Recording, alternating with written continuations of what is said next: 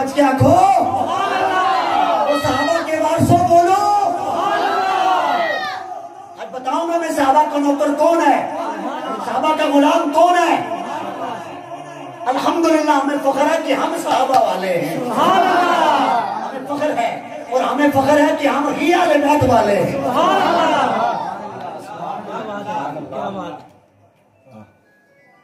कुछ अजीज, कुछ बुजुर्ग, कुछ जमातें, कुछ तंजीमें, शाजी कुछ तो वो हैं सहाबा का नाम आए सहाबा सहाबा, अहले बैत की बारी आए तो चुप।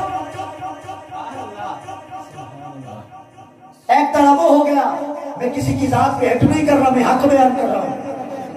एक दड़ा वो हो गया, एक दड़ा वो हो गया जब अहले बैत की बारी आई, बड़ी अहले बैत, बढ़िया पेट पेट के अहले बैत, सहाबा की बारी आई चुप, उन्हें सांप सूख जाता है। मैंने कहा एक सुन्नी है, एक सुन्नी है, रब्बे काबा की इज्जत की कसम है, जब सहाबा की बात आए तब भी डंके की चोट पे बजा के करता है, और जब अहले बैत की बात आए तब भी डंके की चोट पर बजा के करता है।